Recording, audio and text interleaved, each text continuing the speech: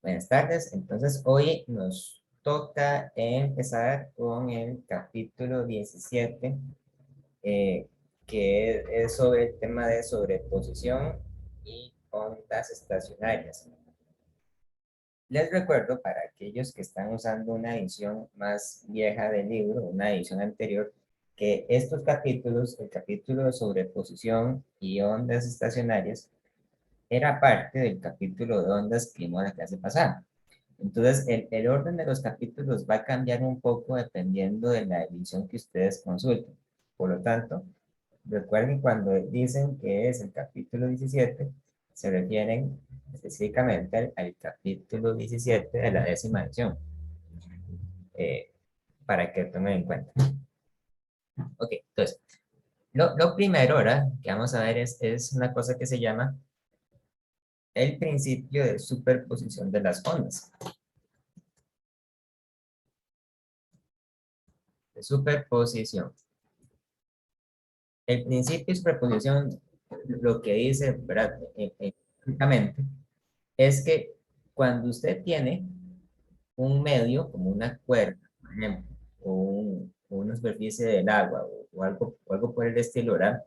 En el que se están propagando dos pulsos o dos ondas, por ejemplo, aquí, si yo dibujo una cuerda con dos pulsos, donde el pulso de la izquierda se está moviendo hacia la derecha, y el pulso de la derecha se mueve hacia la izquierda, entonces, eventualmente, estos dos pulsos se van a alcanzar y se van a sumar. De manera que yo voy a tener un pulso que va a ser igual a la suma de los dos. Por ejemplo, si este pulso medía, digamos, una altura Y1 y este mide una altura Y2, entonces lo que yo voy a tener aquí va a ser un pulso grande que tiene un tamaño de Y1 más Y2. Y eventualmente las dos ondas o los dos pulsos se van a separar y yo voy a tener de vuelta los dos pulsos individuales, donde el pulso de la derecha va para la derecha y el pulso de la izquierda va para la izquierda, ¿verdad? En este caso, en este caso, eh, este sería el pulso Y2 y este sería el pulso Y1. Pues básicamente lo que dice el principio de superposición es que los pulsos o las ondas, cuando viajan a través de una sustancia, se suman entre ellos, ¿verdad? Simplemente se suman entre ellos. O sea, no hay que, no hay que pensar, por ejemplo, que la presencia de un pulso vaya a afectar al otro. O sea, los pulsos son, en principio, independientes entre sí. Y entonces, cuando dos pulsos pasan a través de un mismo lugar, entonces se suman, ¿verdad? Y el patrón resultante podemos considerar que a su vez es otro pulso. Ahora, a nosotros nos interesa sumar ondas. Y hay, para nuestros propósitos, dos casos importantes. El primer caso sucede cuando yo sumo dos ondas que viajan en la misma dirección. Y el segundo caso sucede cuando yo sumo dos ondas que viajan en dirección opuesta. El primero de ellos se llama la interferencia de ondas, ondas en interferencia. Las ondas en interferencia sucede cuando dos o más ondas viajan en la misma dirección. Viajan en la misma dirección, pero pueden tener algunas características distintas. Podrían, por ejemplo, tener una amplitud diferente, podrían tener una frecuencia angular diferente, un número de onda diferente o una constante de fase diferente. En el caso del libro, lo que nos ponen como ejemplo es lo que sucede cuando sumamos dos ondas que son iguales en todos los sentidos excepto por la constante de fase. Así, por ejemplo, si yo tengo una onda, digamos una onda Y1, Y1 es una función de X y de T. Y vamos a decir que es igual a una amplitud por el seno de un número de onda K, X, menos omega T. Y Y2 va a ser igual a Y1 con la diferencia de que a Y2 le vamos a poner una constante de fase arbitraria al final, una phi, ¿verdad? Entonces, gráficamente, si yo represento estas ondas en un dibujo, pues, en una gráfica, entonces, yo podría notar que las dos ondas son iguales, a excepción del hecho de que la onda Y1 tiene una fase, vamos a hacerlo a mano alzada, entonces va a quedar un poco feo, ¿verdad? Esta puede ser la Y1 y la Y2 puede ser la misma, nada más que un poquito, ¿verdad? Corrida hacia la derecha, porque tiene una constante de fase distinta. Pero por todo lo demás son iguales. Tanto Y1 como Y2 se están moviendo hacia la derecha, ¿verdad? La diferencia es que la onda Y2 puede ser que esté un poquito más adelantada que la onda Y1. Esto ocurre, por ejemplo, cuando nosotros tenemos un concierto o estamos en un lugar donde tienen música que sale por parlantes y colocamos dos parlantes de música en lugares ligeramente distintos.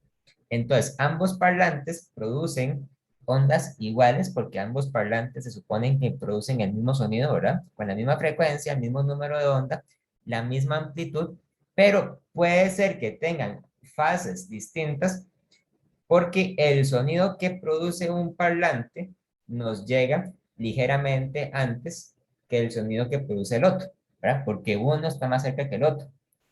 Entonces, en esos casos puede suceder algo como esto.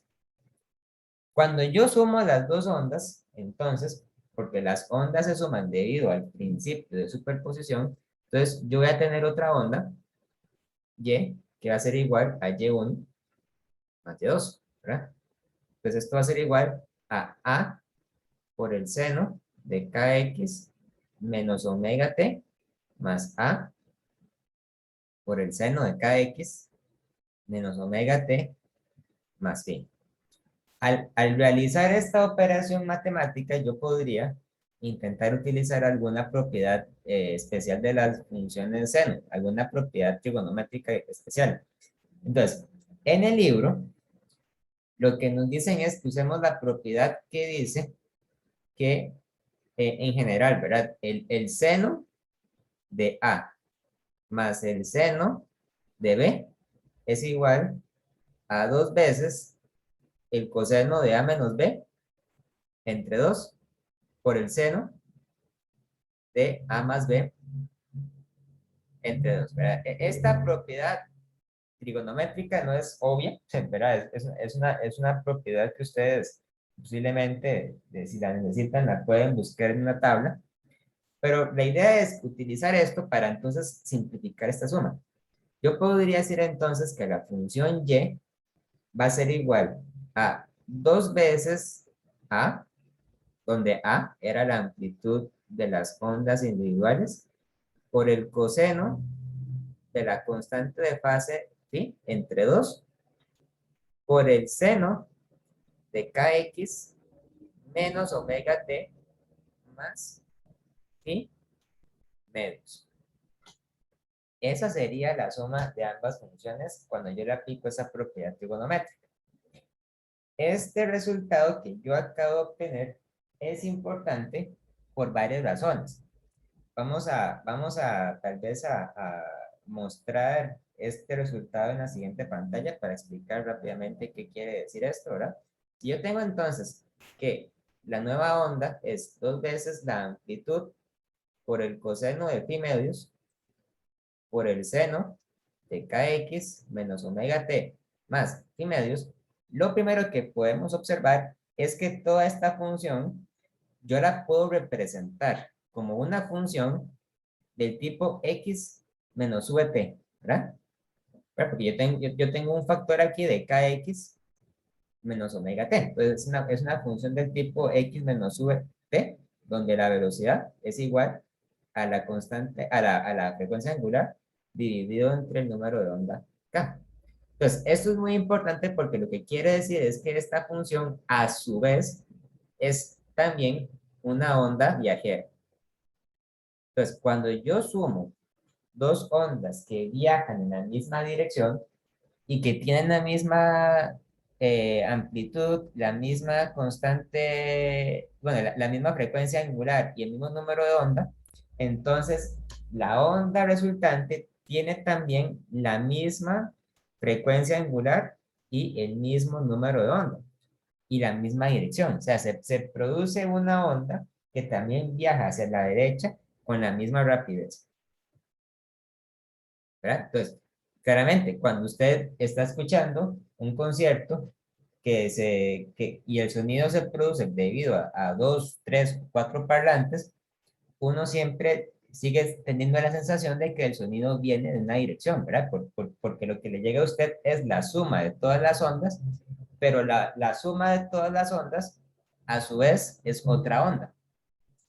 Claro, si yo observo la forma de esta función, entonces recuerdo que todos los factores que están multiplicando la función seno, donde está el kx menos omega t, constituyen la amplitud. Entonces, la nueva amplitud sería todo esto, es dos veces la amplitud de las ondas iniciales o las ondas originales por el coseno de phi medios. Y entonces, nosotros vemos que la nueva amplitud depende de la diferencia de fase entre las ondas originales. Pueden suceder varias cosas interesantes. Por ejemplo, si la constante de fase fuera exactamente igual a 0, ¿verdad? O si fuera, por ejemplo, pi, no, pero si fuera 2pi, o si fuera 3pi, ¿verdad? O si fuera cualquier múltiplo entero de pi. Entonces, dos veces la amplitud por el coseno de phi medios sería más o menos dos veces la amplitud. Dependiendo, ¿verdad? Si phi fuera 0, entonces el coseno de 0 es 1 y esto sería entonces dos veces la amplitud. Pero si phi fuera exactamente igual a 2pi, entonces el coseno de 2pi entre 2 es el coseno de pi. Y el coseno de pi es menos 1, ¿verdad? Bueno, no, perdón. Aquí no quise decir 3pi. Aquí quise decir 4. 4pi, 6pi, o en general, cualquier múltiplo par del número pi. Sí, eso está mejor, ¿verdad? O sea, 2pi, 4pi, 6pi, 8pi, 10pi, 12pi, etc. O cualquier múltiplo negativo, ¿verdad? Esto puede ser también menos 2pi, menos 4pi, menos 6pi, menos 8pi, o lo que sea. Cuando esto ocurre, nosotros decimos que hay una interferencia constructiva.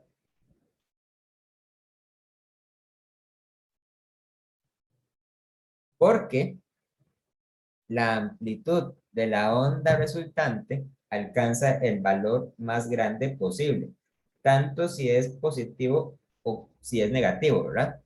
Si la diferencia de fase es un múltiplo del número 2pi, entonces la nueva amplitud va a ser igual a dos veces A, o sea, dos veces la amplitud inicial por el coseno de phi medios, y el coseno de phi medios sería igual a 1 o menos 1, ¿vale? Dependiendo de si es 2pi, 4pi, 6pi, 8pi, etc.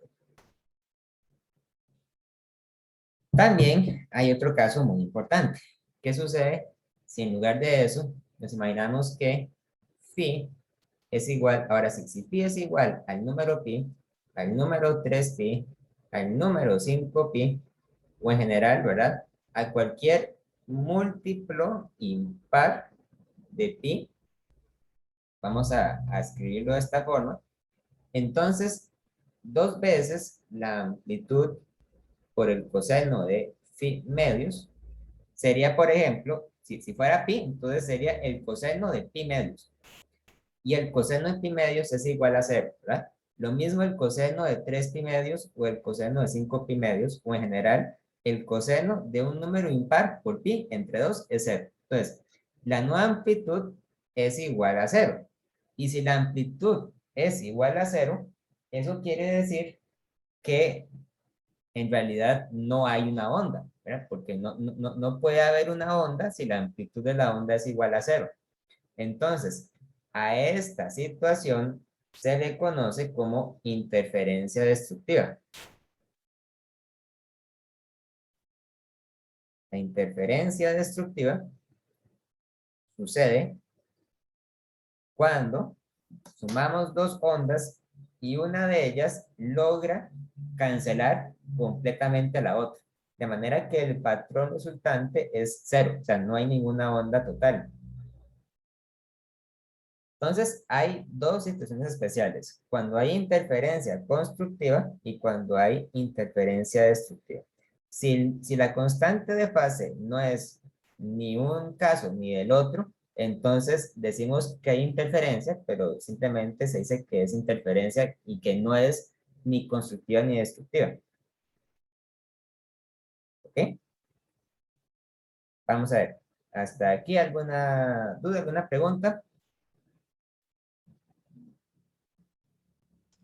Profe, ¿Sí? ¿podría volver a repetir eso último que dijo?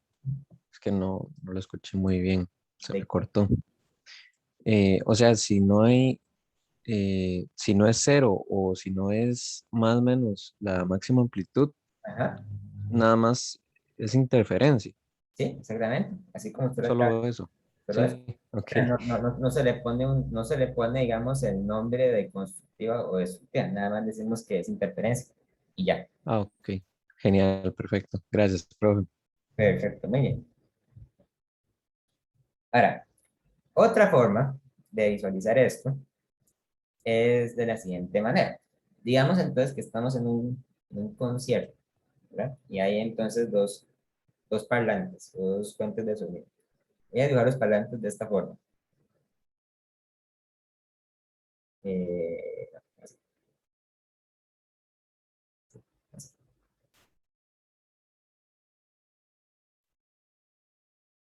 Entonces, si estos parlantes están ambos, ¿verdad? Están conectados a una guitarra eléctrica, a un piano, o a una computadora, o a una máquina de DJ, o a lo que sea, ¿verdad? Cualquier cosa. Entonces, ambos parlantes van a emitir las mismas ondas, con las mismas características al mismo tiempo. Pero la persona que escucha ese sonido, sí, puede ser que esté más cerca de un parlante que de otro, ¿verdad? Puede ser que esté aquí. Entonces, el sonido va saliendo, ¿verdad? De los parlantes, pero debe recorrer distancias distintas para llegar a la persona. Si este fuera, por ejemplo, el parlante número 1 y este fuera el parlante número 2, pues vamos a decir que el parlante número 1 debe recorrer una distancia R1 para llegar a la persona y el parlante número 2 debe recorrer una distancia, el sonido debe recorrer una distancia R2 para llegar a la persona. Entonces, recordemos que el sonido es una onda, ¿verdad? Yo sé que es una onda longitudinal, pero yo podría, digamos, visualizarla como una onda transversal, solo por motivos de visualización, ¿verdad? Y entonces me doy cuenta que cuando el sonido llega, perdón, cuando el sonido llega al oído de la persona, puede ser que llegue en una fase distinta el sonido que llega del parlante número 1 que el sonido que llega del parlante número 2 por el simple hecho de que el sonido recorre distancias distintas porque hay un parlante que está más cerca de otro, ¿verdad? Entonces, estas ondas están llegando a los oídos de las personas con una diferencia de fase. Y esa diferencia de fase se puede determinar a partir de la diferencia que hay entre el trayecto que recorre del parlante 1 con respecto al trayecto que recorre del parlante 2. Entonces, hay una regla, digamos, que nos puede ayudar a determinar en qué casos hay interferencia destructiva y en qué casos hay interferencia destructiva. Entonces, el primer caso es el siguiente. Sí, el valor absoluto de R1 menos R2 es igual a un número entero, n, multiplicado por el número, por la longitud de onda de las ondas de sonido. Entonces decimos que esto es un caso donde hay interferencia constructiva. Aquí nosotros metemos el R1 menos el R2 dentro de un valor absoluto, ¿verdad? Porque en general, ¿verdad? No sabemos cuál de los dos caminos es el más corto y cuál es el más largo. Lo que nos interesa es simplemente conocer cuál es el valor absoluto positivo, ¿verdad? De la diferencia entre los dos caminos. Entonces, si asumimos que son diferentes, entonces debe haber un camino que es más grande que el otro. Pero lo que queremos es determinar si la diferencia entre los dos caminos es un múltiplo de la longitud de onda, entonces tenemos interferencia constructiva. El otro caso, ¿verdad? Es si la diferencia entre los dos caminos es un número de la forma 2n menos 1 por lambda entre 2. O sea, esto quiere decir, por ejemplo, si esto es lambda medios, o si es 3 lambda medios, o si es 5 lambda medios, etcétera, ¿verdad? Entonces tenemos interferencia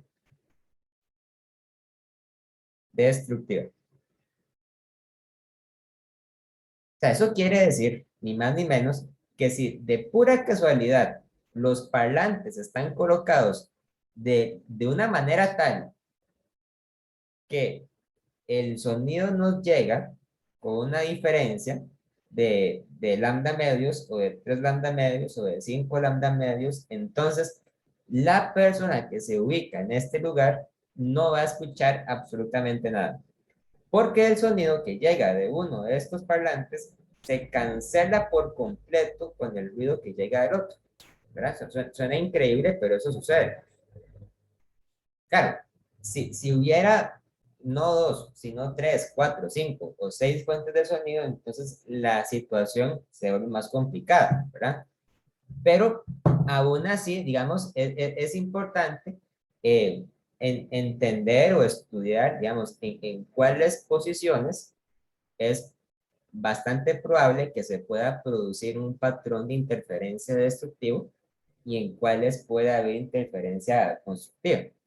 Obviamente, si ustedes están organizando un concierto, entonces lo que ustedes buscan es que la gente que escuche el ruido, ¿verdad? Entonces se ubique en un lugar donde les llegue la interferencia constructiva para que puedan escuchar más alto y evitar que la gente que tiene que escuchar la música se encuentre en un lugar donde les pueda aparecer la interferencia destructiva, porque entonces no escucharían nada.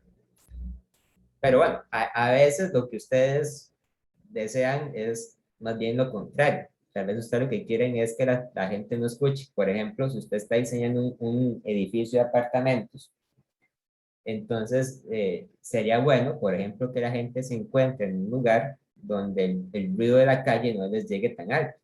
En ese caso, lo mejor es que entonces estén en un lugar donde haya interferencia destructiva. Todo depende de lo que ustedes deseen conseguir con esto. Ok, vamos a ver. Hasta aquí. ¿Hay alguna duda? ¿Alguna pregunta con lo que acabo de explicar? Entonces, Adelante, adelante. bueno, gracias. Profe, entonces se sectores del espacio, del mismo espacio en que hay interferencia destructiva y otros interferencia constructiva. No. O sea, hay No. lugares donde hay interferencia destructiva y lugares donde hay constructiva, pero no puede haber un mismo lugar donde haya al mismo tiempo destructiva y constructiva. No, me refiero como por ejemplo en un campo cualquiera, entonces hay sectores en que hay constructiva y otra destructiva. Ah, sí, sí, exactamente. Y si uno registra esos sectores, forman algún tipo de patrón. O sea, esos lugares se pueden, digamos, se pueden mapear, sí, y se forman patrones. Claro, claro que, digamos que eso, al fin y al cabo, en la vida real va a depender tal vez de la geometría o de la arquitectura del edificio, del lugar. Ustedes han visto, por ejemplo, que en los cines o en los teatros, el techo de las salas de cines tienen una forma extraña, ¿verdad? Tienen como unas curvas medio raras. Eso Como es, que- eso lo hacen para que el sonido, bueno, para que el sonido rebote y maximizar los lugares donde se produzca interferencia constructiva para que la gente escuche bien, ¿verdad? Para que la gente oiga bien. Pero si eso sucede, entonces nosotros podemos imaginarnos que no hay solamente dos fuentes de sonido, o sea, sino que hay varias, ¿verdad? Están los parlantes y están también los lugares del techo donde el sonido choca, se refleja, digamos, como si fuera un eco, y se pueden comportar como patrones como fuentes de sonido distintas. Pero digamos que eso ya complica más la situación. Nosotros vamos a calcular, digamos, para los problemas de este tema, qué lugares tienen interferencia constructiva y destructiva, pero solamente en el caso en que hayan solo dos fuentes de sonido, o sea, como si fueran solamente dos parlantes, que es el caso más sencillo y que se puede hacer a mano, ¿verdad? Cualquier análisis en el que aparezcan tres, cuatro o más fuentes, posiblemente la única forma de hacerlo sea con computadora porque requiere cálculos muy elaborados, muy tediosos, ¿verdad? ¿Ok? Sí, profe, gracias.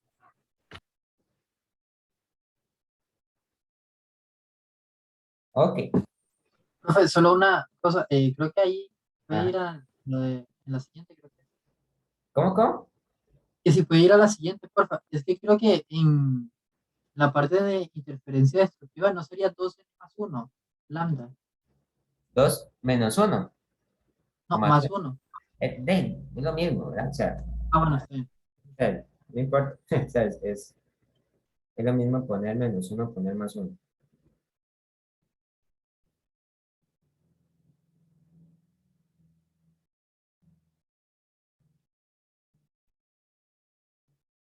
Profe, Ajá. para medir, digamos, no sé si llegará una pregunta que diga qué tan lejos está una fuente de sonido con respecto a otra. En ese caso se usa es la velocidad del sonido. Eh, ¿Para qué? Para conseguir qué dato. Como por ejemplo, como en el dibujo que usted hizo, Ajá. y digamos que no nos dan quizás la distancia de un parlante con otro, pero lo que sí nos dan es quizás el tiempo. Entonces, con ese tiempo, uno usando la velocidad del sonido puede determinar la distancia de los parlantes. O sea, lo que le daña es el tiempo que le toma el sonido viajar de los parlantes a la persona, Ajá. ¿sí? Pero recuerde que si eso es el caso, es posible que al sonido le tome más tiempo viajar de un parlante que del otro, ¿verdad? Porque hay uno que está más cerca y uno que está más lejos. Pero sí, o sea, Eh, la idea es y válida. digamos, igual uno con esos datos, sacando cada parlante por aparte, uno al final podría, no sé cómo, si sería una diferencia o algo, sacar la distancia entre los parlantes. Sí, digamos, sí, pero eso tal vez requiere algún análisis geométrico especial. De hecho, ahora vamos a hacer un ejemplo de eso, tal vez para que quede claro. Profe, ¿Sí? en relación con la pregunta del compañero, ¿la velocidad del aire, la velocidad del sonido cambia significativamente con el aire? La velocidad del sonido cambia con la temperatura y Ah, sí, también, con la temperatura. y también cambia con la presión atmosférica. La semana pasada nosotros vimos una fórmula en la que, ¿verdad? En la que uno podía calcular la velocidad del sonido como creo que era 331 por la raíz cuadrada de 1 más la temperatura en grados Celsius entre 273. Creo que era algo así, ¿verdad? Pero, o sea, por lo general, la velocidad del sonido, o sea, para fines prácticos, es siempre casi cercana a 343 metros entre segundo, a temperatura ambiente. ¿Ya? Sí, entonces para la resolución de problemas en que ocupamos, por ejemplo, la velocidad, usamos el 343 o el problema lo proporciona, profe. El problema no les va a decir, si no les dice nada, entonces ustedes asumen que es 343. Si el problema en algún lado les da la temperatura, o sea, si les dice alguna cosa así como que es un día frío y que están a 15 grados, entonces ustedes saben que eso es para que usen esa fórmula. Pero si no dice nada, si no dicen nada, entonces asuman que esa temperatura ambiente y que la velocidad del sonido es 343 metros entre segundo. ¿Ok? Sí, Muy bien. Les acabo de enviar entonces a la página del grupo en Telegram una foto del problema 6 del capítulo 17. Dice, si dos bocinas idénticas separadas 10 metros son conducidas por el mismo oscilador, o sea que son dos parlantes que están conectadas a la misma fuente de sonido, ¿verdad? Hay un sonido que suena con una frecuencia de 21.5 Hz. En una zona donde la rapidez del sonido es de 344 metros entre segundo. Bueno, ahí nos dan entonces la velocidad del sonido, ¿verdad? Dice, demuestre que un receptor en el punto A registra un mínimo de intensidad del sonido de las dos bocinas. Y vean a dónde se encuentra el punto A en ese gráfico, ¿verdad? Ven, si el receptor se mueve en el plano de los altavoces, muestra la trayectoria que debe seguir para mantenerse en un mínimo la intensidad a lo largo de la hipérbola.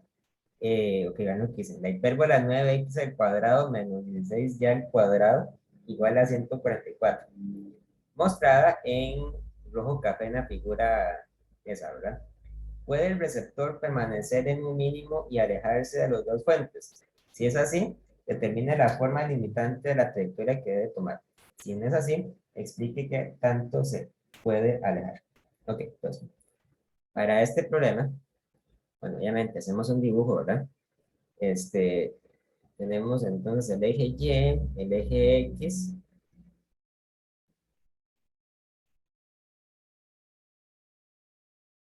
Y o sea, se entiende, ¿verdad? Que cada uno de los parlantes se encuentra a 5 metros de distancia del origen de coordenadas.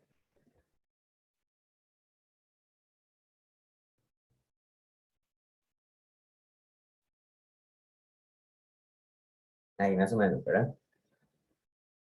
Y 10 metros.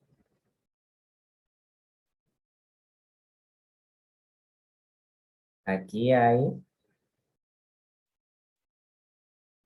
9 metros de distancia entre el parlante de la izquierda y el punto A. Aquí está el punto A. Y entonces, obviamente, tiene que haber una distancia de 1 metro entre el parlante de la derecha y el punto A. Entonces, estos 9 metros son el R1 y este metro es el R2. En este lugar, entonces, la velocidad del sonido es de 344 metros entre segundo. Y la frecuencia del sonido es de 21.5 Hz. Así que podemos usar esta información para calcular la longitud de onda. La longitud de onda es entonces la velocidad del sonido entre la frecuencia. O sea, 344 metros entre segundo entre 21.5 Hz. Vean que cuando yo divido metros entre segundo entre Hertz, lo que me va a quedar es una cantidad que tiene unidades de metro, ¿verdad? Tiene unidades de distancia. Entonces, la longitud de onda es de 16 metros. Bien, 16 metros. Ahora, vamos a calcular cuánto es la diferencia del valor absoluto. Bueno, el valor absoluto, perdón, de la diferencia de R1 menos R2, ¿verdad? Esto es el valor absoluto de 9 metros menos 1 metro, son 8 metros. ¿Ok? Son 8 metros. Entonces, tenemos que revisar que esto sea un mínimo de interferencia, ¿verdad? Recordemos que para que esto sea un mínimo, en un mínimo, R1 menos R2 es igual a es igual a 2n menos 1 medios de lambda. O sea, es lambda medios, es 3 lambda medios, 5 lambda medios, etc. Y lambda es 16 metros, ¿verdad? Y esto es igual a 8 metros. Entonces, en este problema, en este problema es obvio, ¿verdad? Pero en otros problemas podría no serlo. Habría que revisar de uno en uno cuál es el caso. Nosotros podemos estar seguros que en este caso hay un mínimo, porque R1 menos R2 es lambda medios, ¿verdad? Es igual a 16 metros entre 2, es 8 metros. Entonces, es un mínimo. O sea, no hay duda, es un mínimo. ¿Ok? Hasta ahí, ¿hay alguna duda, alguna pregunta con esta, alguna duda con esta pregunta?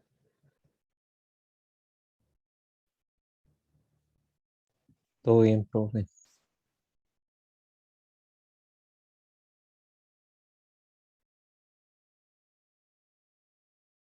Ok, tal vez lo que sí es un poquito más difícil de, de analizar es lo que dice la pregunta B. Demuestre que ese camino que muestran ahí es la trayectoria donde se va a encontrar en ese mínimo. Ok, para resolver esta pregunta, nos vamos a imaginar que el punto A no se encuentra a donde aparece en este dibujo, sino que el punto A va a estar en general ahí, en un lugar arbitrario, ¿verdad? Aquí está uno de los parlantes, aquí está el otro parlante.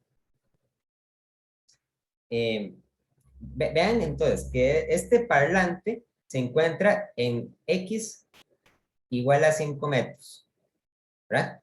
Este otro parlante se encuentra en X igual a menos 5 metros, porque estamos dando por un hecho que este punto se encuentra igual a 0, ¿verdad? También sabemos que ambos parlantes se encuentran en Y igual 0. Por lo tanto,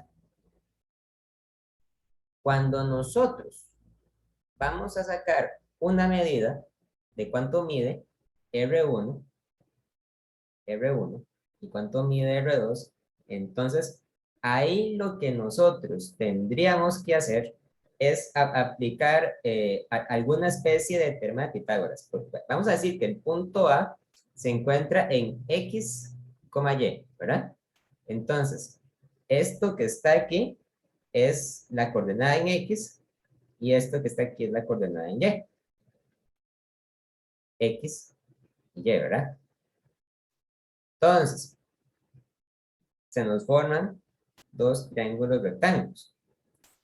Yo podría decir que el valor absoluto de R1 es la raíz cuadrada de X más 5 metros al cuadrado más Y al cuadrado. Y el valor absoluto de R2 es la raíz cuadrada de X menos 5 metros al cuadrado más Y al cuadrado, ¿verdad? Porque estoy sacando los dos catetos de cada triángulo y los estoy usando para calcular la hipotenusa. Y ahora, para poder mantenernos en el mismo mínimo en el que estábamos antes, o sea, en el mínimo en el que la diferencia de los R's fuera igual a 8 metros, entonces requerimos que R1 menos R2 sea igual a 8 metros. Es decir, requerimos que la raíz cuadrada de x más 5, bueno, ahí voy a comerme las unidades para ahorrar espacio, x más 5 al cuadrado más y al cuadrado, raíz, menos la raíz cuadrada de x menos 5 al cuadrado más y al cuadrado es igual a 8, ¿verdad? Entonces, ahí, bueno, ahí lo que hay que hacer es jugar un poco con el álgebra. Hay que simplificar esto hasta llegar posiblemente a demostrar que esto simplificado nos va a dar lo que sale en esta fórmula. Entonces, lo que voy a hacer es que voy a elevar el lado izquierdo de esta ecuación, voy a elevar al cuadrado, y el lado derecho también lo voy a elevar al cuadrado. Entonces, vean lo que tengo. Entonces, si yo elevo esto al cuadrado, pues yo recuerdo que a más b al cuadrado es igual a al cuadrado más 2ab más b al cuadrado. Entonces, esto es igual a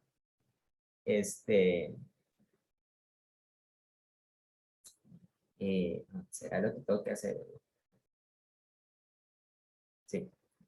Yo tengo ahí que x más 5 al cuadrado más y al cuadrado más 2 veces la raíz cuadrada de x más 5 al cuadrado más y al cuadrado por la raíz cuadrada de x, bueno, y aquí sería, perdón, aquí sería un menos.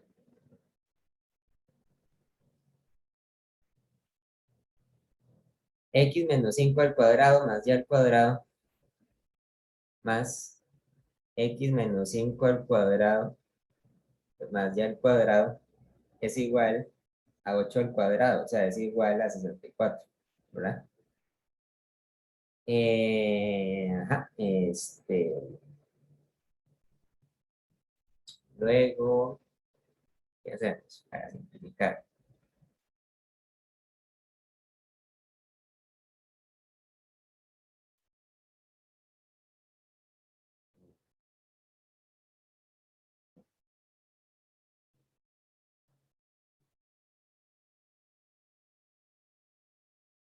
Ya voy.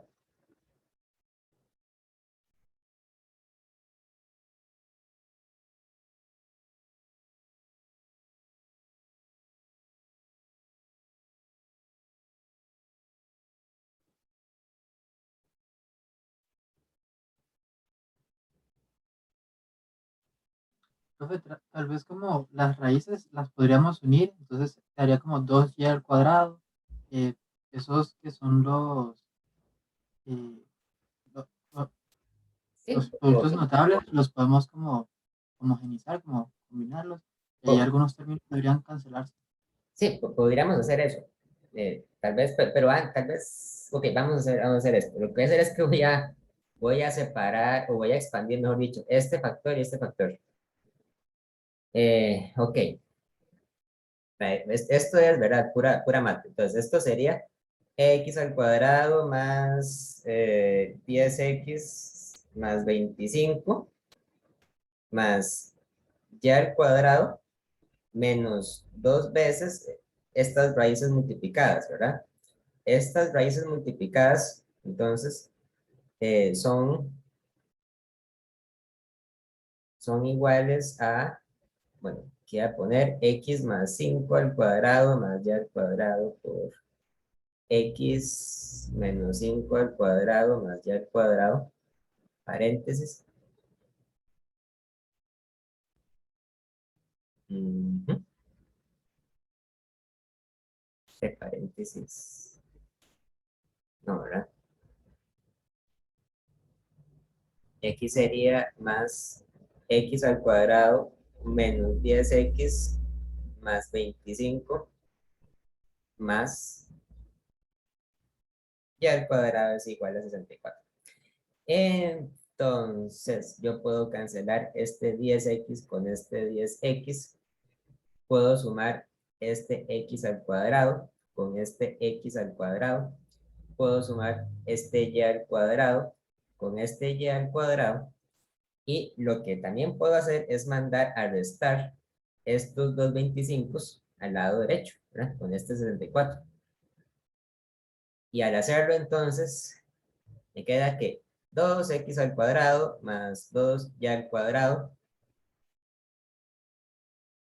menos 2 veces la raíz cuadrada de x más 5 al cuadrado más y al cuadrado por x menos 5 al cuadrado más y al cuadrado es igual a 64 menos 25 menos 25. O sea, es igual a 14. Puedo dividir todo entre 2 y puedo mandar esto al lado de la derecha. O sea, de manera que me quede entonces que la raíz cuadrada, bueno, vamos a ponerle así, me queda que x al cuadrado más y al cuadrado menos 14 es igual a la raíz de x más 5 a la 2 más y a la 2 por x menos 5 a la 2 más y a la 2.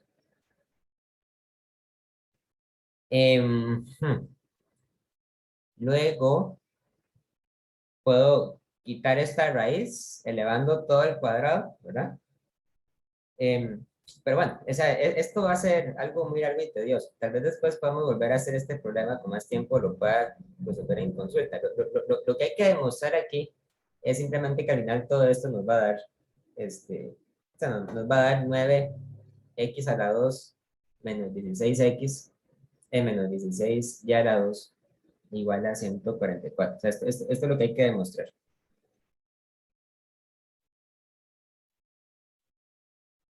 Hay que demostrar eso. Dejémoslo hasta acá porque tenemos que seguir viendo la materia, ¿verdad? Pero tal vez, digamos, por ahí va la idea de cómo resolver eso. Para no quedarnos estancados mucho tiempo aquí. Ok.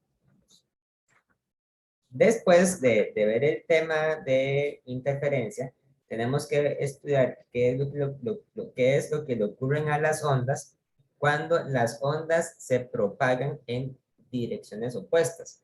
Y entonces, para eso es que tenemos las ondas estacionarias. Las ondas estacionarias suceden entonces cuando hay superposición de ondas que viajan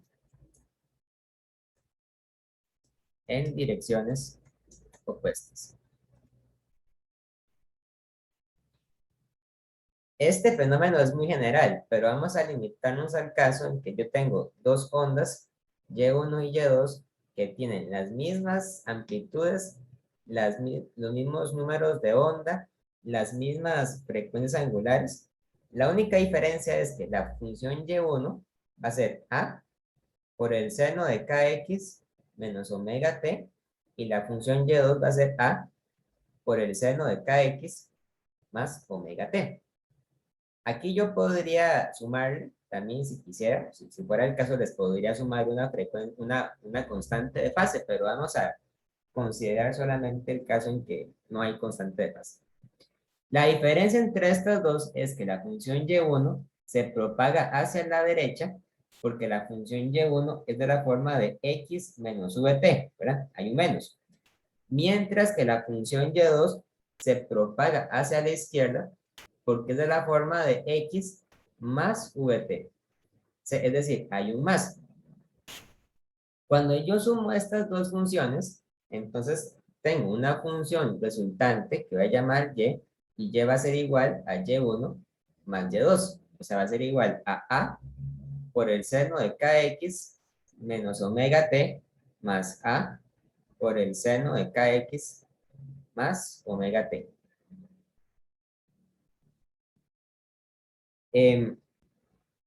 Vamos a usar para este cálculo la propiedad trigonométrica que dice que el seno de el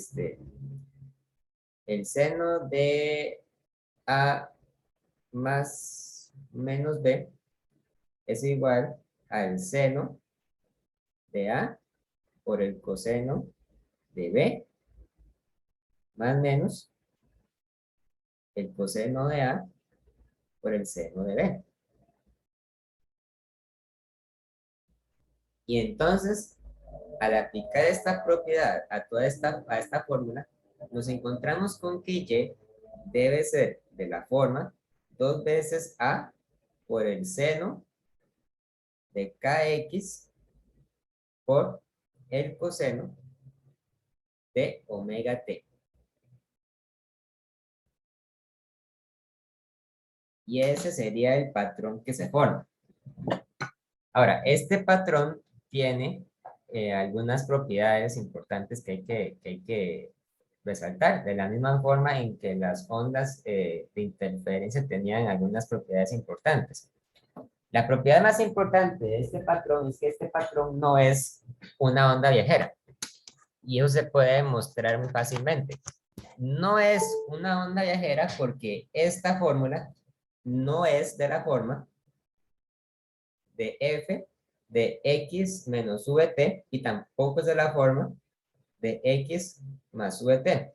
¿Por qué? Porque la coordenada x, ¿verdad?, está dentro de la función seno y la variable del tiempo está dentro de la función coseno. O sea, están ubicadas en lugares totalmente diferentes de esta función. No se están restando ni sumando. Entonces, esta función que tenemos acá no es una onda. Y no es una onda, y eso quiere decir entonces que no se propaga ni hacia la derecha ni hacia la izquierda. No es una onda viajera, pero a esto se le conoce como una onda estacionaria.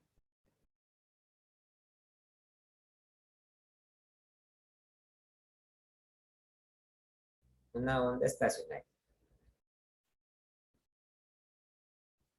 Ahora, ¿cuáles son o cómo luce una onda estacionaria cuando yo la grafico en un sistema de coordenadas XY?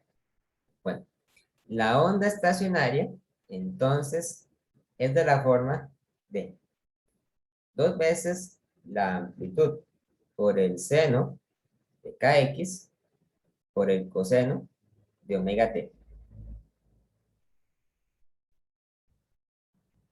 Aquí está entonces la variable x y aquí está la variable y.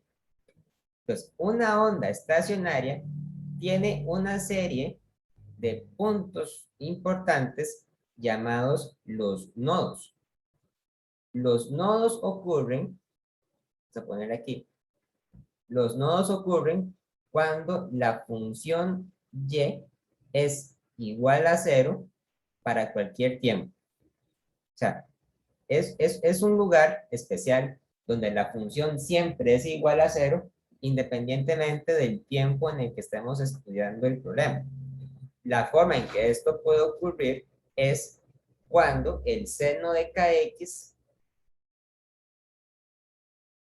es igual a 0, ¿verdad? Y esto ocurre cuando kx es igual a 0, a pi, a 2pi, o en general a cualquier múltiplo de pi. Como el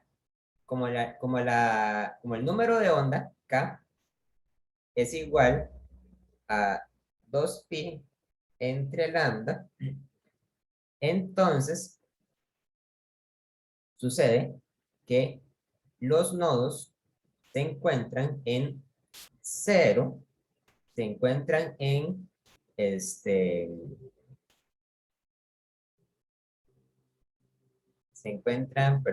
0, se encuentran en lambda medio, se encuentran en lambda, se encuentran en 3 lambda medios, o en general, decimos que se encuentra en cualquier lugar donde x es igual a un número n por lambda entre 2, donde n es entero, ¿verdad? Entonces, si yo llego, ¿verdad? Y en este gráfico marco los lugares donde se encuentran esos puntos, aquí está el 0, aquí está lambda medios, aquí está lambda, aquí está 3 medios de lambda, aquí está menos lambda medios, aquí está menos lambda, aquí está menos 3 lambda medios, ¿verdad? 2 lambda, etcétera.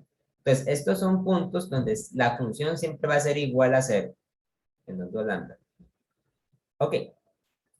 Eso lo que quiere decir es que la función, ¿verdad? Va a parecerse a una función sinusoidal que está constreñida a que siempre tiene un 0 en estos lugares.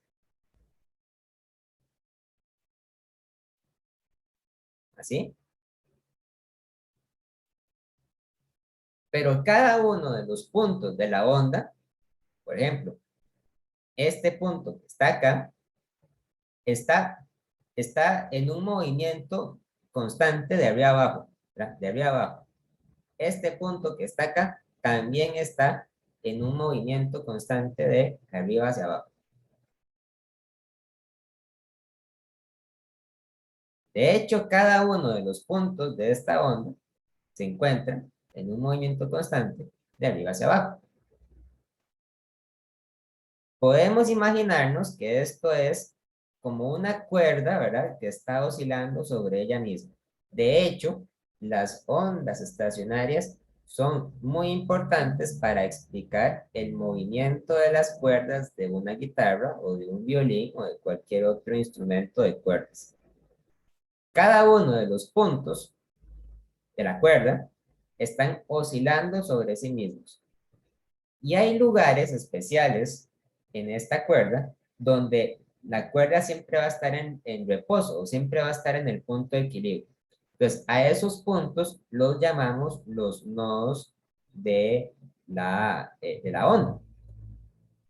Por el contrario, los puntos donde la cuerda puede alcanzar el máximo desplazamiento, que serían estos puntos de acá, se llaman los antinodos. Estos serían los antinodos, ¿verdad? Y da lo mismo que el antinodo sea hacia arriba o que sea hacia abajo. Lo que estamos marcando es en qué lugares la cuerda, ¿verdad? Tiene su máximo estiramiento.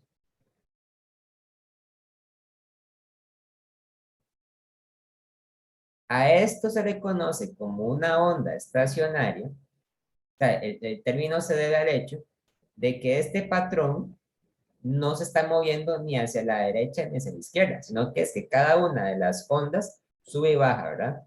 Pero no se va, o sea, no se va ni hacia este lado ni hacia este, sino que se queda así, estacionario.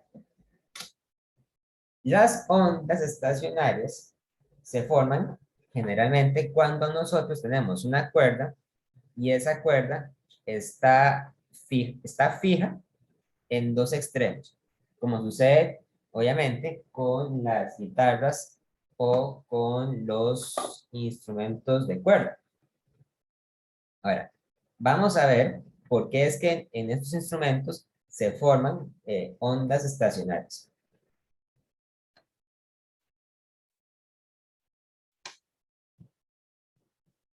Vamos a ver el caso en que tenemos ondas bajo condiciones de frontera.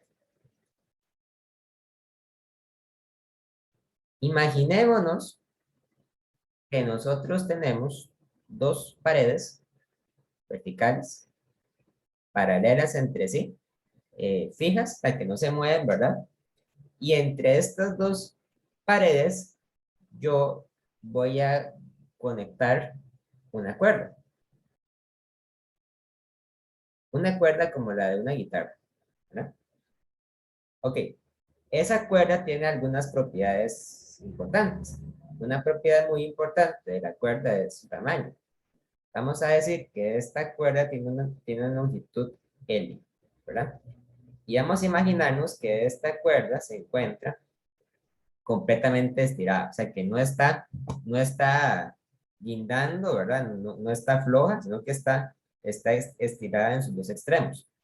El punto de la izquierda, podemos decir que se encuentra en la posición x igual a 0, y el punto de la derecha se encuentra en la posición x igual a L, ¿verdad? Ahora, si yo sacudo esta cuerda con mi dedo, ¿verdad? Como si fuera una guitarra, entonces esa cuerda tiene la posibilidad de oscilar, pero solamente puede oscilar de determinadas formas.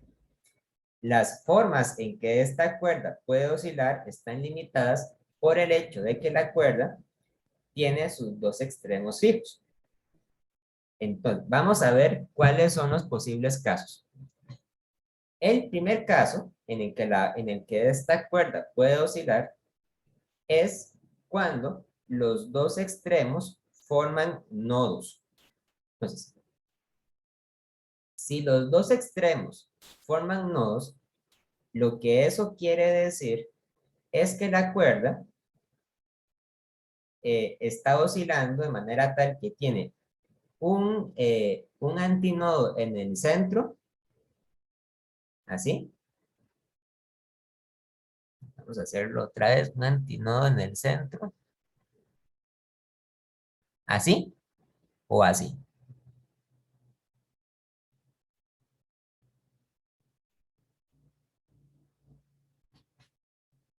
Este punto de aquí es el antinodo.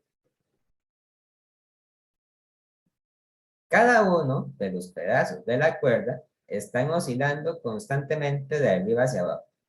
Pero, como los extremos están fijos, entonces estos extremos tienen que ser nodos.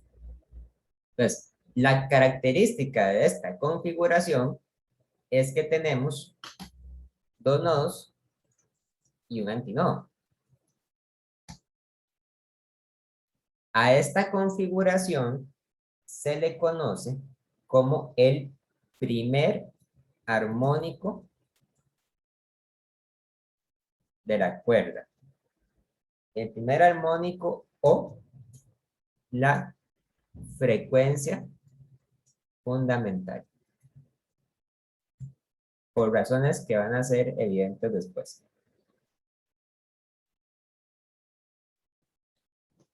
La segunda configuración más simple que podemos imaginarnos para este caso es cuando yo tengo las dos paredes, ¿verdad? Las dos paredes están separadas por una distancia L.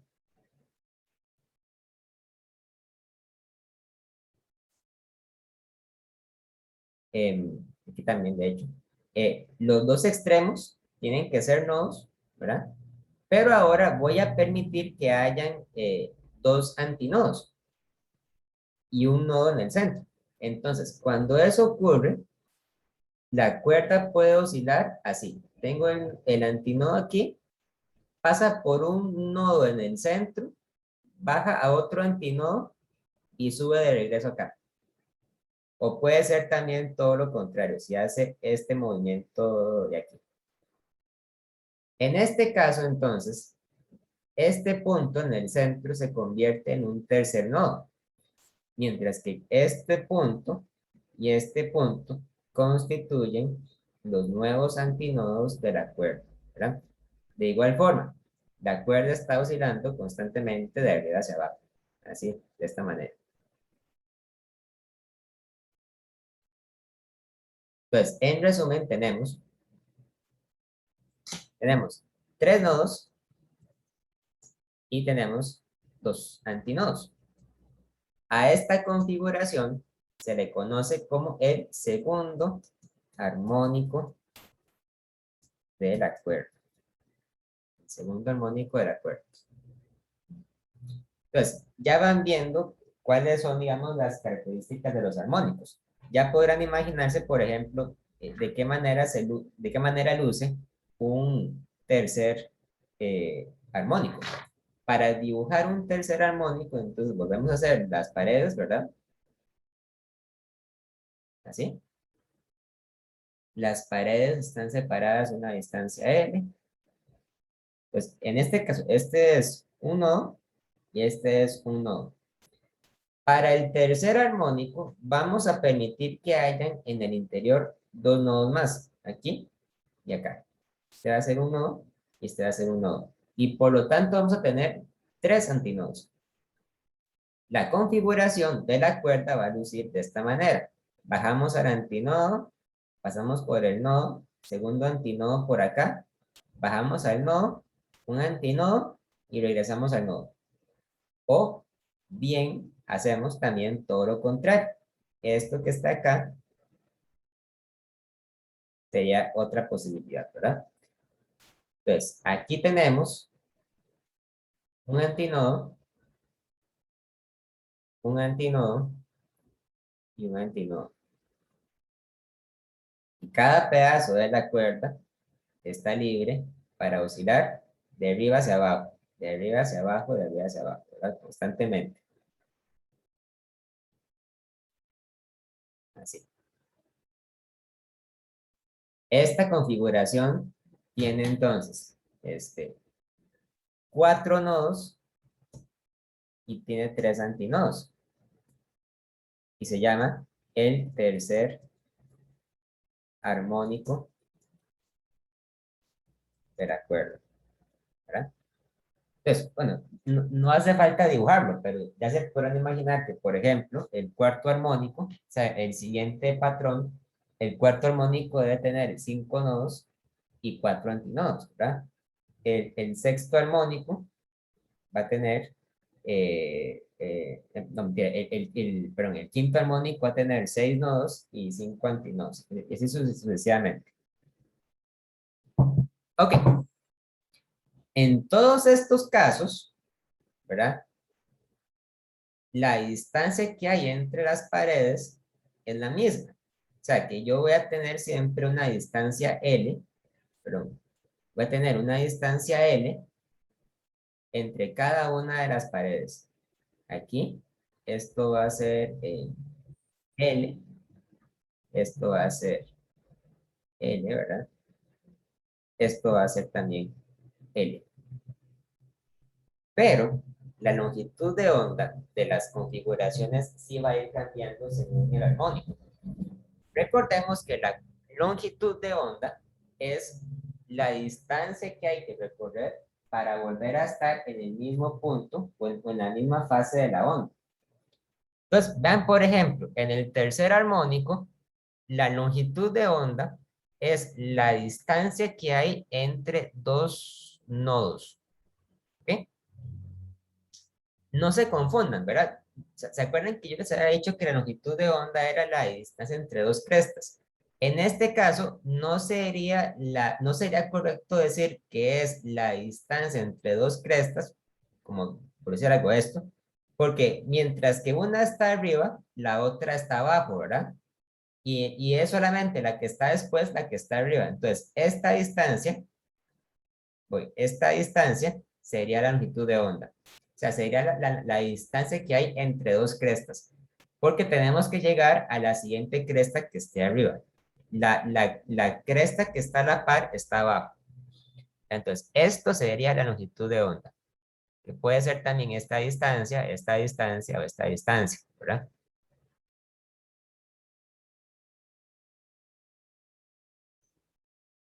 La longitud de onda. Lambda. Para el segundo armónico, la longitud de onda es justamente la distancia entre las dos paredes.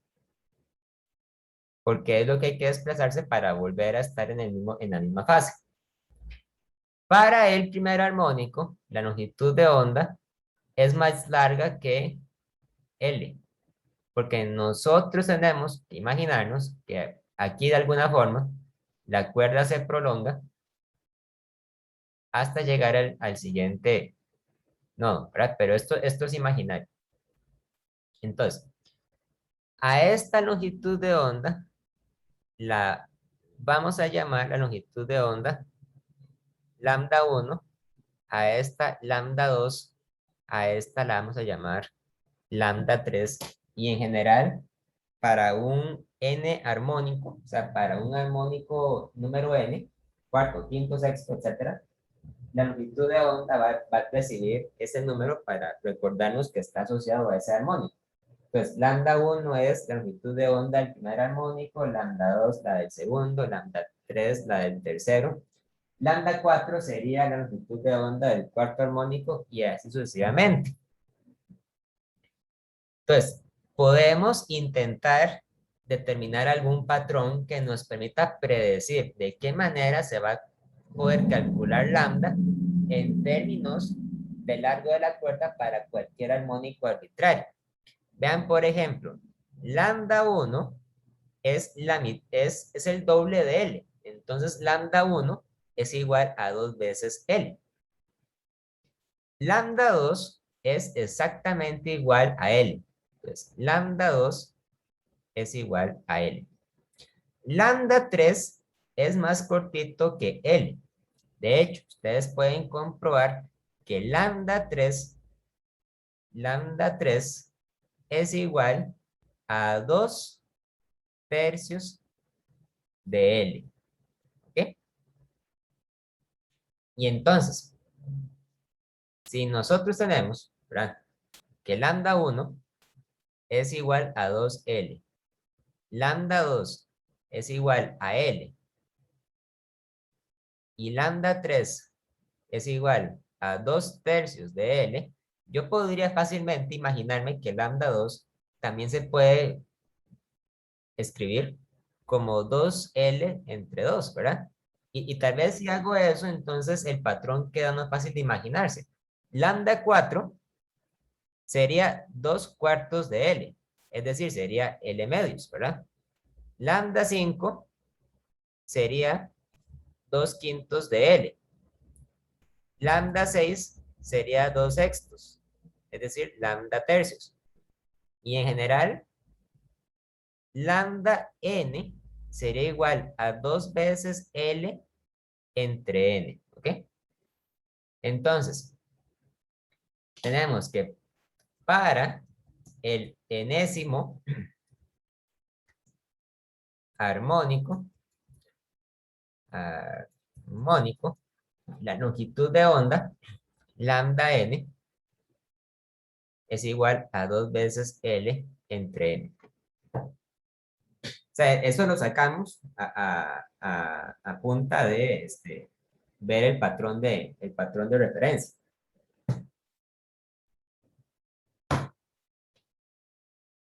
También nos interesa calcular una fórmula para la frecuencia de determinado armónico.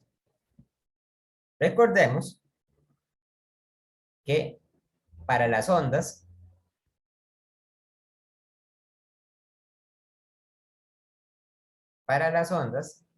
la velocidad de la onda se puede calcular como la longitud de onda por la frecuencia. Entonces, la frecuencia es igual a la velocidad de la onda dividido entre el número de onda. Y por lo tanto, la frecuencia del enésimo armónico va a ser igual a la velocidad de la onda entre la longitud de onda de ese armónico. Entonces, podemos decir lo siguiente. Para el primer armónico, o la frecuencia fundamental, tenemos entonces que F1 es igual a V entre lambda 1. V es la velocidad de la onda. La velocidad de la onda por lo general depende de las propiedades del material, pero lambda 1 es igual a 2L. Ahí se queda, ¿verdad? Tenemos que para el segundo armónico,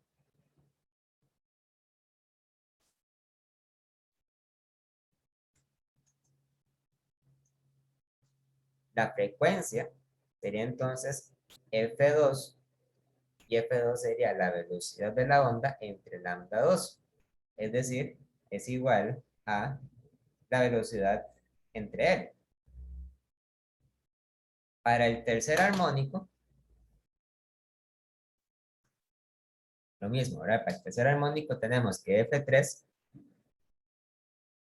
es igual a la velocidad entre lambda 3 es igual a la velocidad entre 2 tercios de L. Entonces sería 3 entre 2L. Y en general, para el enésimo armónico, digamos, la frecuencia Fn sería igual a lambda, perdón, a V entre lambda n.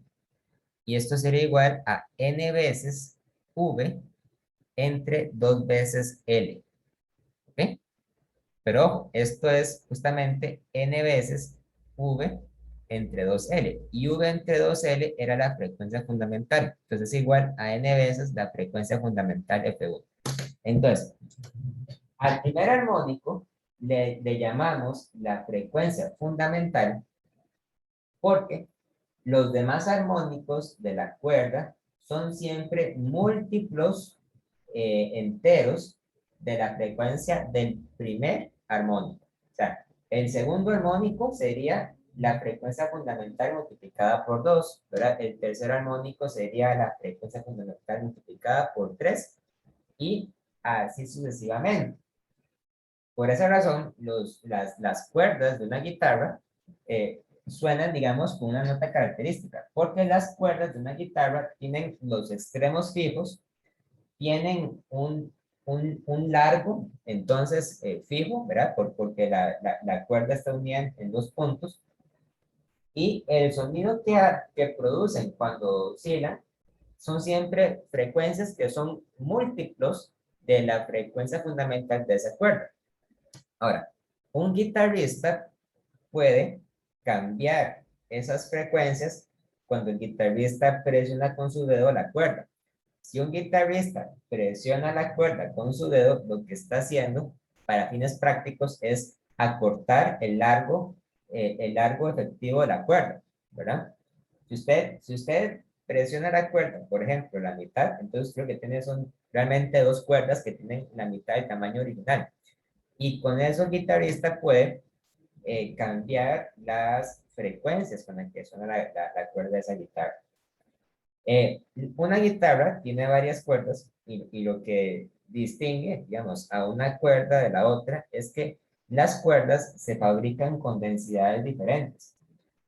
Recuerden que el sonido, ¿verdad? La velocidad de una onda sobre una cuerda se calculaba con la tensión de la cuerda y se calculaba con la densidad de esa cuerda.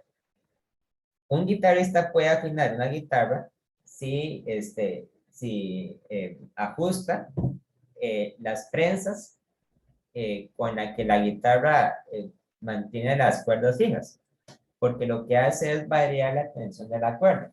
Y al fin y al cabo, recordemos que la velocidad de una onda en una cuerda es la raíz cuadrada de la tensión entre la densidad. Entonces, un guitarrista puede cambiar la tensión ajustando las prensas o puede cambiar la densidad si lo que decide hacer es, por ejemplo, sustituir una cuerda con otra. Ok, vamos a ver. Hasta aquí, yo sé que todo ha sido un poco tal vez abstracto, pero vamos a ver, ¿hay alguna duda, alguna pregunta?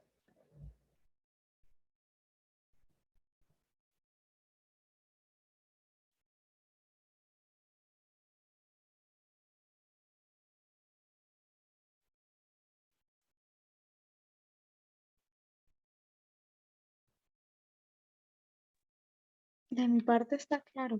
Bueno, la teoría está clara. Ok, sí, la teoría, ¿verdad? Son varias fórmulas sencillas, pero hay que ver cómo las aplicamos. Disculpe, ¿puede repetir eso de la velocidad? Ahí que puso la raíz de t entre mu. ¿Sí? De la tensión y mide la densidad de la cuerda, ¿verdad? Ok.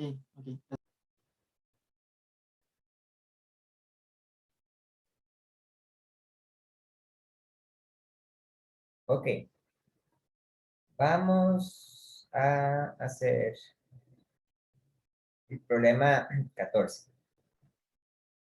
Voy a tomarle por...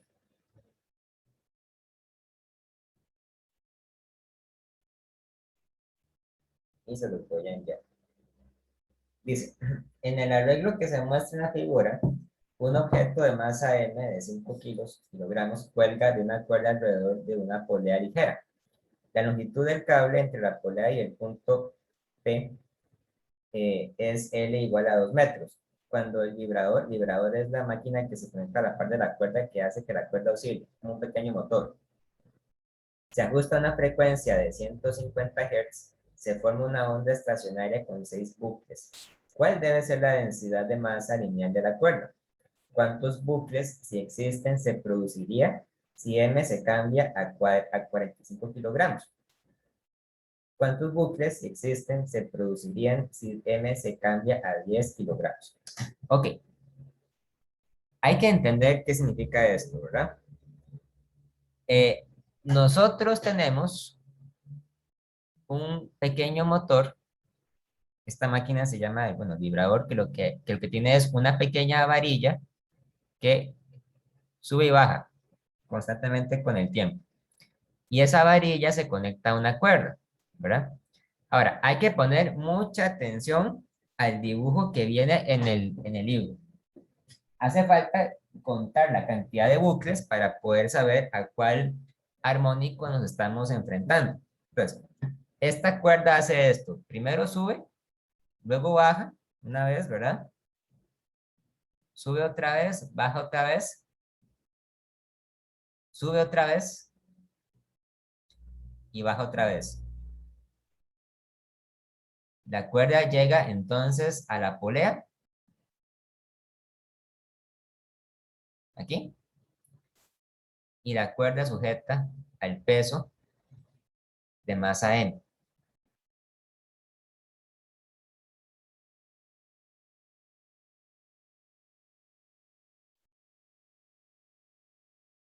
Hay que dar por un hecho, ¿verdad? Que la cuerda no se estira ni se encoge, sino que permanece con un largo constante. Y para fines prácticos, podemos imaginarnos que durante todo este proceso, la masa M está en reposo.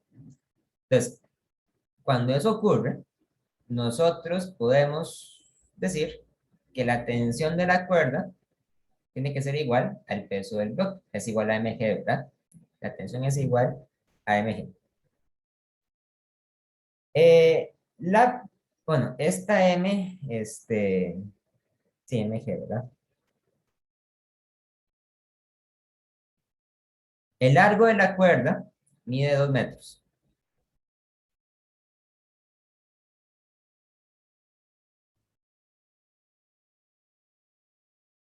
Y el vibrador oscila con una frecuencia de 150 Hz. Cuando vemos el dibujo, entonces, podemos darnos cuenta, bueno, que este punto de aquí es un nodo, ¿verdad? Este punto de aquí es otro nodo. Este punto de aquí es un nodo, otro nodo, otro nodo, otro nodo, y aquí tenemos otro nodo. Entonces, en total, en este patrón, tenemos 1, 2, 3, 4, 5, 6, 7 nodos. Recuerden entonces, ¿verdad? Que si teníamos, por ejemplo, 4 nodos, era el tercer armónico.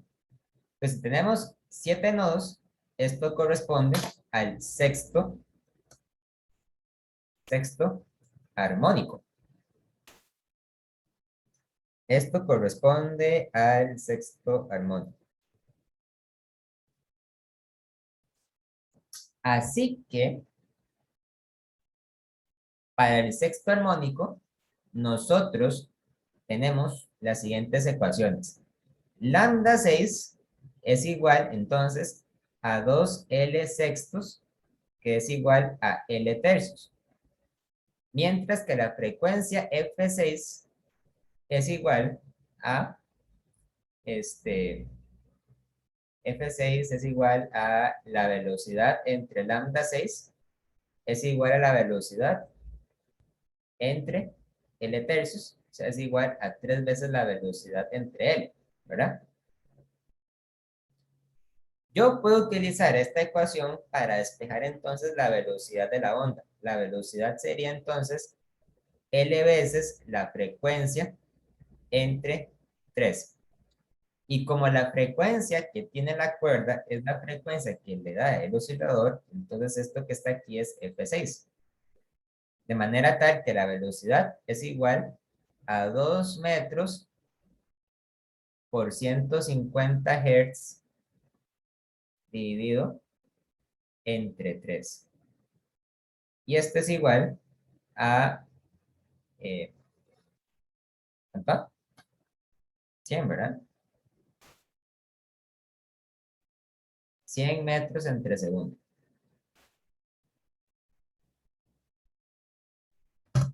El propósito de esta pregunta era calcular la longitud de onda, era calcular la densidad lineal de la cuerda. Entonces, para poder calcular la densidad lineal de la cuerda, yo lo que puedo usar es la fórmula para la velocidad. La velocidad es igual a la raíz cuadrada de la tensión entre la densidad lineal. De manera tal que la rapidez al cuadrado es igual a la tensión entre la densidad y por lo tanto la densidad es igual a la tensión dividida entre la velocidad al cuadrado. La tensión es igual a mg cuando la masa que está unida es de 5 kilogramos, entonces esto es igual a 5 kilogramos por 9,8 y eso es igual a 49 newtons. Entonces dividimos 49 newtons entre 100 metros entre segundo al cuadrado. Eso es igual a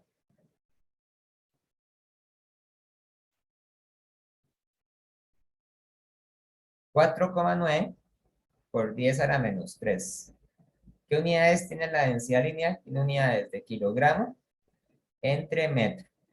Ustedes pueden comprobar que efectivamente cuando ustedes dividen newton entre metro al cuadrado, entre segundo al cuadrado, la cantidad que les queda tiene unidades de kilogramo entre metro. ¿Right? Que esta es la densidad lineal de la cuerda.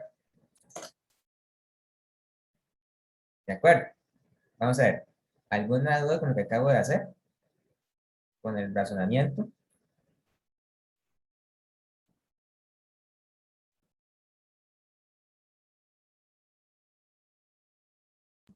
Creo que todo muy bien, profe.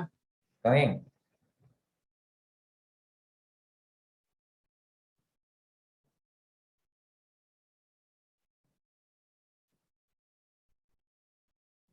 Muy bien.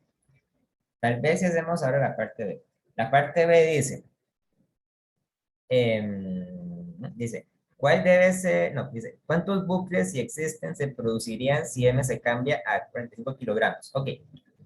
Hay que tener mucho cuidado con lo que dice, ¿verdad? De cuántos se producen si existen, ¿verdad? Porque puede ser que nosotros pongamos un peso que no sea el peso adecuado que produzca un patrón de onda estacionaria. ¿De qué depende eso? Bueno, tenemos los siguientes datos para responder a la parte B. En la parte B,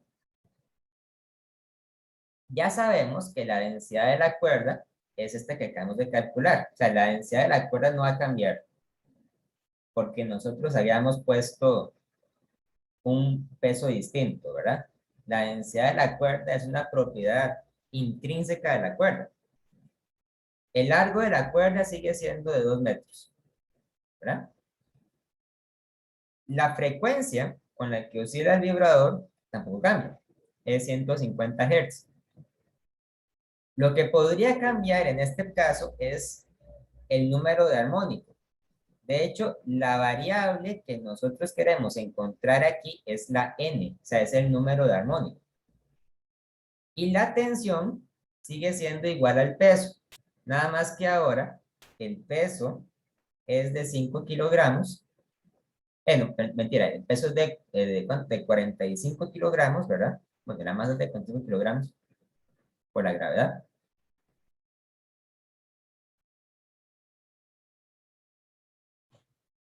Y eso es igual a 441 newtons.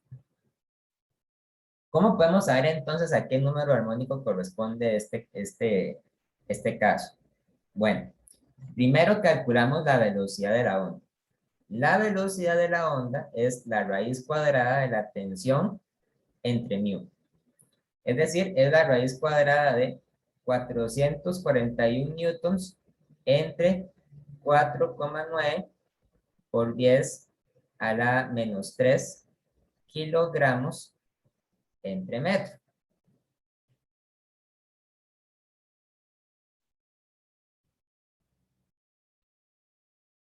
Es igual a 300 metros entre segundo. Y ahora vamos a calcular el número de armónico utilizando la fórmula que dice que la frecuencia del enésimo armónico es igual a n veces la velocidad de la onda entre 2 veces L. De manera que el número n va a ser igual a 2 veces L por la frecuencia entre la velocidad. Si este resultado nos da un número entero, entonces eso quiere decir que efectivamente se forma un patrón de onda estacionaria. Si nos da un número que no es entero, entonces quiere decir que la fórmula no predice un armónico entero y por lo tanto no hay onda estacionaria. Porque no podría haber, digamos, un número entero de bucles, ¿verdad? Eso no tendría sentido. Aquí tenemos entonces 2 veces por 2 metros por 150 Hz dividido entre 300 metros entre segundo, y eso nos da entonces 2. ¿Qué? 2. 2 a secas, número 2. Entonces, esto quiere decir que se forma un segundo armónico. Y un segundo armónico equivale a tener 2 bucles.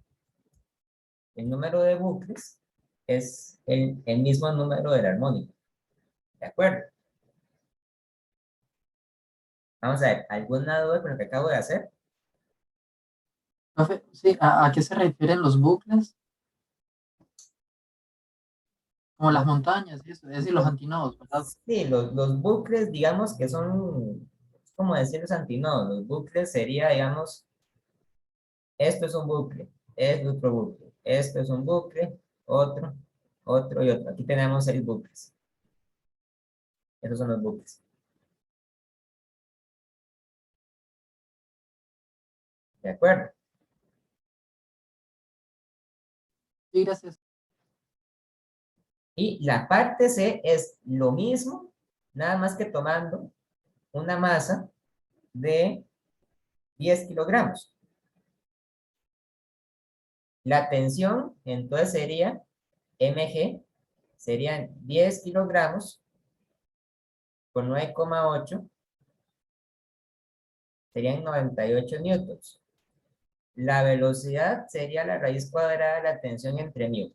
La densidad no cambia, ¿verdad? Entonces sería 98 newtons entre este número, que sería entonces 4,9 por 10 a la menos 3 kilogramos entre metro.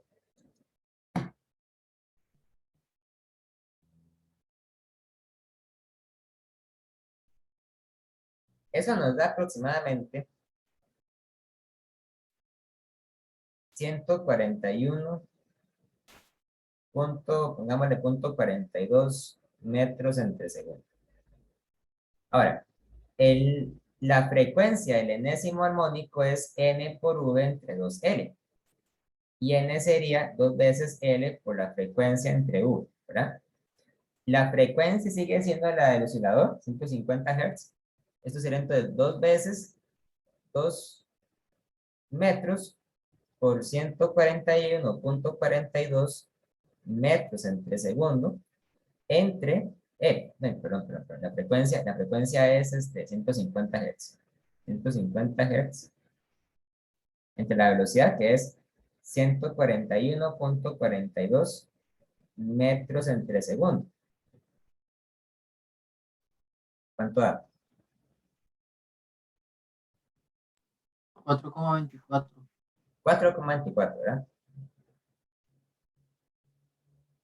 esto no es un cuarto armónico, porque esto no es el número 4. Tampoco es el quinto armónico, porque no es el número 5. O sea, esto que está aquí no es entero, ¿verdad? Entonces, como no es un número entero, simplemente decimos que no se dan las condiciones apropiadas para que se forme un patrón de onda estacionaria. Por lo tanto, no se forma un armónico y no se forman tampoco bucles. O sea, no tiene sentido preguntarse cuántos bucles hay, simplemente no hay bucles porque no se forma un patrón de onda estacionaria porque no tenemos un número entero de nodos o de antinodos para este caso. ¿Verdad? Entonces, así como pueden haber nodos, puede ser que no los haya si no se dan las condiciones apropiadas para eso. De acuerdo. Vamos a ver, ¿alguna duda con lo que acabo de explicar?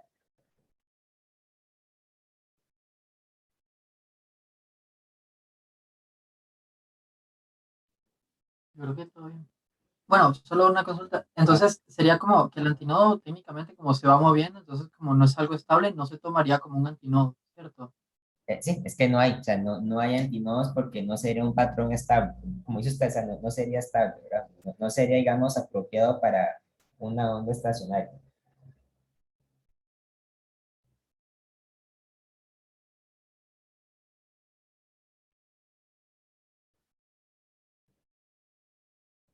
Bueno, dejémoslo hasta acá entonces. El viernes, entonces, terminamos de ver esto.